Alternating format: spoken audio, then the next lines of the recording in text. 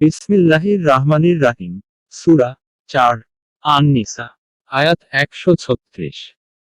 হে মুমিনগণ, তোমরা বিশ্বাস স্থাপন করো আল্লাহর প্রতি ও তার রাসূলের প্রতি এবং এই কিতাবের প্রতি যা তিনি তার রাসূলের উপর অবতীর্ণ করেছেন এবং ওই কিতাবের প্রতি যা পূর্বে অবতীর্ণ হয়েছিল, এবং যে কেহ আল্লাহ, তদীয় ফেরেশতা, তার কিতাবসমূহ, তার রাসূলগণ এবং পরকাল সম্বন্ধে অবিশ্বাস করে, নিশ্চয়ই সে সুদূর বিপথে বিভ্রান্ত হয়েছে।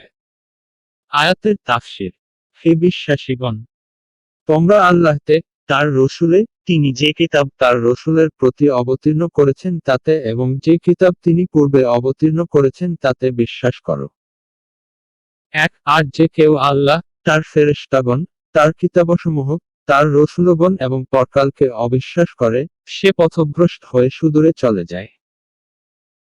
বিশ্বাসীদেরকে বিশ্বাস করা ও ঈমানদারদেরকে ঈমান আনার প্রতি তাকিদ করা, অর্জিত জিনিস অর্জন করার ব্যাপার নয়, বরং এই তাকিদের মাধ্যমে ঈমানকে পরিপূর্ণ করার এবং তার উপর সুদৃঢ় ও অবিচল থাকার নির্দেশ দেওয়া হয়েছে। যেমন, এর ভাবার্থ। এছাড়া হাদিসে এসেছে যে, ঈমান পুরাতন হয় এবং তার নবায়নের জন্য দোয়া করতে হয়। সিলসিলাহ সহিহাহ 1585 নং। আমরা কোরআনের 114টি সূরার আয়াতসমূহের বাংলা অনুবাদ, তাফসীর সমূহের ভিডিও তৈরি উদ্যোগ নিয়েছি। আশা করি সবাই আমাদের সাথে থাকবেন। আমাদের ফেসবুক পেজ, কোরআনের বাংলা আয়াত ও তাফসীর সমূহ।